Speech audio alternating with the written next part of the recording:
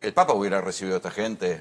Es más, ponía baños químicos en el Vaticano para los Les homeless. puso ducha, incluso algunos tuvieron alojamiento, incluso les consiguió otros alojamientos. De hecho, Imagínate qué quilombo eso en el Vaticano, no tan sí, lujoso. sí, sí, pero él lo hacía y estaba todos los días preguntaba por ese tema.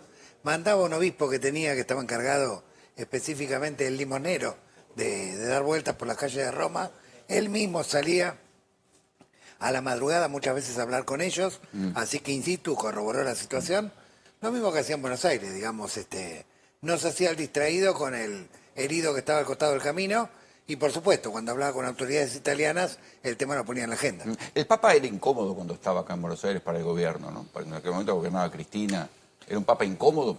Cuando vos predicás con el ejemplo, cuando vos sos verdadero y cuando no tenés código de omertá, o sea, no te importa de alguna manera que cuando decís la verdad, salpiques inclusive a alguien que puede ser tropa propia, eso es incómodo siempre.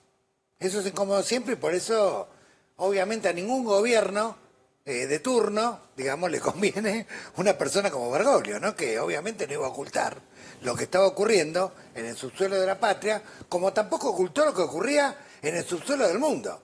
¿No era incómodo el Papa para el poder internacional denunciando el genocidio en Gaza? ¿No era incómodo el día que con una silla de ruedas se sentó frente a un pesebre con un Jesús envuelto en un pañuelo palestino? Claro que era incómodo. Acá directamente te pueden procesar por decir eso o por hacer eso. ¿Qué quedará de todo esto? Muchísimo, muchísimo. Yo creo que ahora es cuando comienza a revalorizarse a nivel mundial todo lo que significó el Papa. En primer lugar... Sí, pero en la ciudad de Buenos Aires se está discutiendo si no hay que meterlos presos a los homeless. Sí, pero también mostraste una encuesta de qué piensan los argentinos respecto al Papa y que en la periferia profunda hay otra situación y yo creo que en alguna medida u otra eso que está en el consciente del pueblo se va a manifestar. A lo que voy es, a ver, lo primero dejó en ridículo a todo el poder, ¿no? Porque el tipo se va a vivir a Santa Marta con su zapato viejo, renuncia al salario, predica con el ejemplo, el verdadero evangelio de No, Jesús. no, y siempre se esperaba que en algún momento le iba a aparecer una valija llena de plata, y no Claro, apareció. nunca. Iba en auto muy sencillo, rechazaba cualquier pomposidad, hasta su funeral, hasta el último suspiro, digamos, el Papa manifestó una humildad que hace pasar vergüenza hasta a muchísimos concejales, ya no digo diputados, senadores, vos viste que acá uno se convierte en concejal y bueno, cambia el auto, la Sí, ya tiene chofer. Exacto. Entre otras cosas, soy amigo del Papa y lo fui 17 años porque nosotros tratamos de seguirlo y además éramos coherentes entre el decir y el hacer. Vos sos testigo que yo era trosco y me convertí, me fui convirtiendo y no cuando era Papa, sino cuando todo el mundo lo atacaba en Buenos Aires y nosotros teníamos la firme disposición y predisposición también de servir al prójimo. Y de hecho, cuando fui legislador, los 4 años consecutivos y estante escribano público, todos los meses devolvía el 60% del salario, no a la Alameda. A otras organizaciones de la sociedad civil, la Alameda se cagaba de hambre y yo salí con la misma moto con la que había entrado. ¿Sí? Y fueron varias decenas de miles de dólares. Llevé el debate al Parlamento, dije, cobremos un director de escuela. Me decían, no es poco, bueno, entonces subirle el sueldo de director de escuela. Pero cobremos un director de escuela o de hospital, porque en definitiva podemos servir perfectamente a la comunidad predicando con el ejemplo. Bueno, perdí 48-4, recuerdo.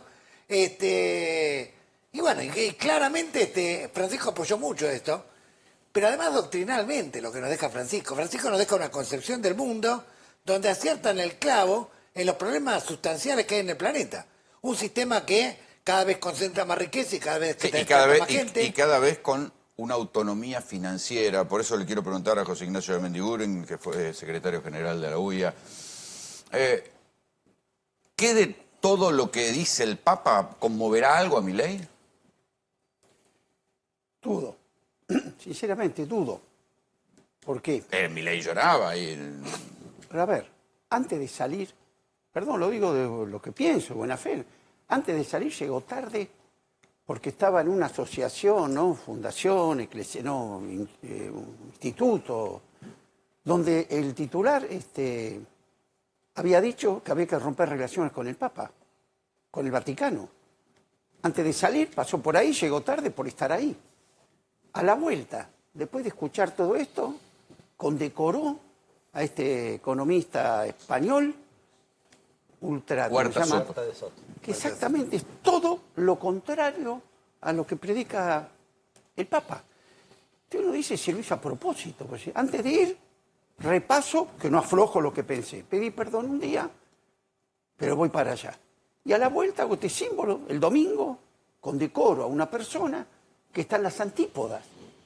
Sin contar eso de llevar a Bullrich y Petovelo, cada una Bueno, yo creo- tenía su yo cuenta creo que hay pendiente con otro lo que decía tema, el Papa. Coincido con Alfredo, de que, interesante, Argentina no está fuera del mundo, ¿no? Lo que nos está pasando hoy en el mundo. El Papa era la única persona con una presencia internacional que estaba enfrentado a toda esta moda que Bueno, está acá se viniendo. discutía si era peronista o no era peronista. No, pero él, bueno, yo soy católico, la doctrina social de la Iglesia la tengo muy clara, siempre predicó lo mismo. Cuando fue el vicepresidente de Estados Unidos, unas horas antes de que fallezca, lo primero que le dijo, no estoy de acuerdo con el trato que le están dando a la gente. A los migrantes. A los migrantes. Siempre habló claro.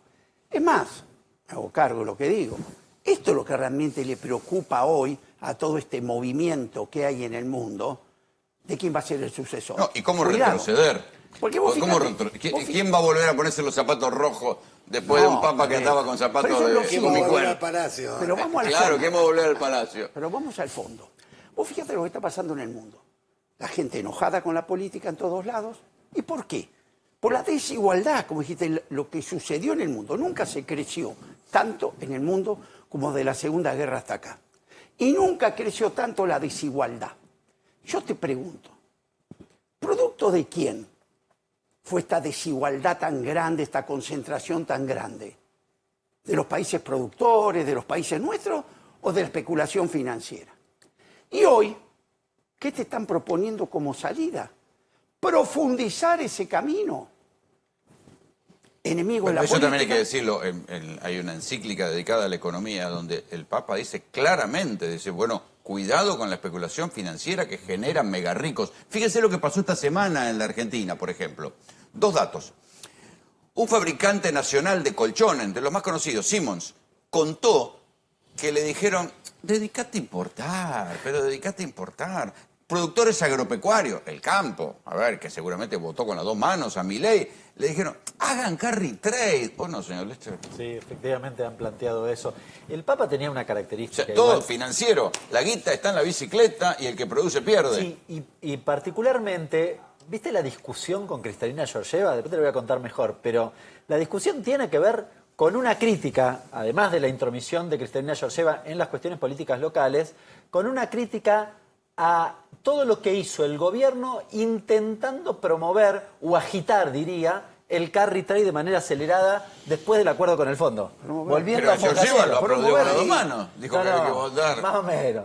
Te digo que ahí tiene, porque la discusión es si acumulan reservas o no acumulan reservas, es un poco más largo, pero hay una crítica importante respecto de Milei quiere hacer bicicleta financiera y quiere... Pero ya sabemos que esto en algún momento estalla. ¿O no, Vasco? Pero esto es más viejo que el agujero del mate. Es decir, siempre, vos fíjate que yo siempre digo que para mí el mundo es un gran casino, que está abierto las 24 horas. Cuando vos ves la diferencia horaria entre Frankfurt, Londres, New York y Tokio, está a las 24 horas abierto. El 90%, bueno, de lo sabes mejor que yo, de lo que ahí se transa son derivados financieros. Sí, sí, es circulación de la guita. Nada más, compro el petróleo que no tengo, te vendo el trigo que voy a tener, y solamente el 9-10% son economía real, ¿no es cierto? O servicios, bienes y servicios. Yo pregunto, Argentina, ¿qué puede hacer en ese partido, ese casino del 90? Nada. No, regalar plata como está regalando. Lo único que vos podés tener algo de influencia es la producción de bienes y servicios. Hoy el gobierno que tenemos es el grupié de ese casino, digamos. Todos son de ese lugar, acá no hay uno que te pueda plantear cómo vamos a generar. No, digo, hay que decir que al dueño de Fenoglio, que es un fervoroso admirador de Milei, el BID le va a prestar plata Rapa Nui. para que haga, de Rapa Nui, para que le va a prestar $3.000 millones para que termine una planta. Eso sí, se tiene que apurar porque si no los chocolates suizos van a ser más baratos que los argentinos, como sigamos así. Claro, pero vos tenés esto. Nadie hoy dice cómo se paga esta deuda. Nadie dice, vamos a seguir exportando trigo a $200 o fideos a 2.200. Vamos a exportar maíz, hoy vamos a seguir vendiéndole trigo a los brasileños para comprarle el pan, como está pasando.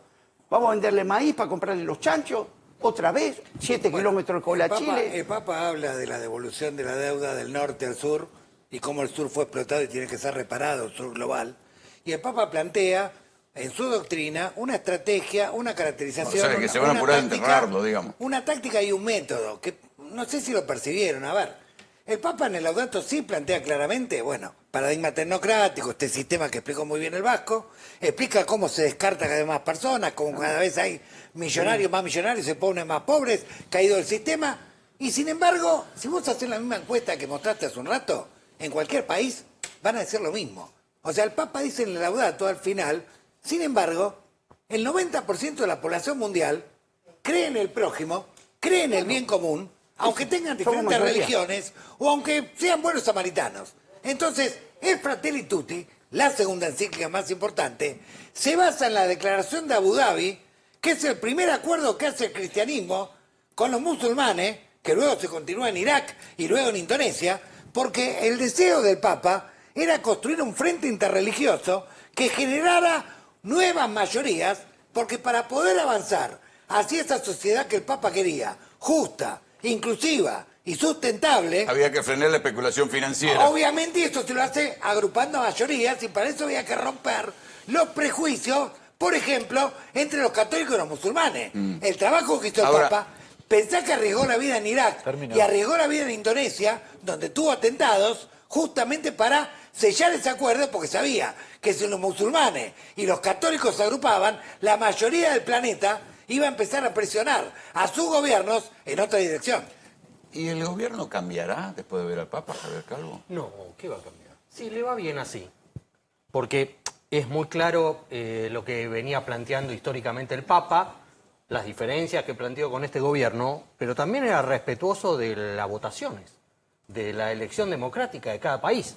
Tuvo que ser respetuoso que Trump volviera al poder, tuvo que ser respetuoso que en Italia ganara la derecha y que gobierne Italia, nada menos, y tuvo que ser respetuoso de que en la Argentina gane Milei. Está bien, pero se abuenará, dejará de insultar a la gente. No, es más, con ese mismo discurso que viene sosteniendo Milei, va a ganar probablemente las elecciones, por las mismas encuestas, que eso hay que explicar en algún lado, algún sociólogo deberá explicar por qué la enorme mayoría que está de acuerdo con las ideas del Papa, después a la hora de votar en la urna, vota ideas opuestas Por la inflación, a la del Papa. por el desastre de la inflación Bueno, que entonces, Roberto. los errores que hemos explicación hay hemos que cometido errores. alguna explicación hay que dar. También hemos cometido errores. Claro. Porque esto que sucedió en el mundo, pues nosotros, una cosa es equivocarte, pero otra cosa es tener claro el camino.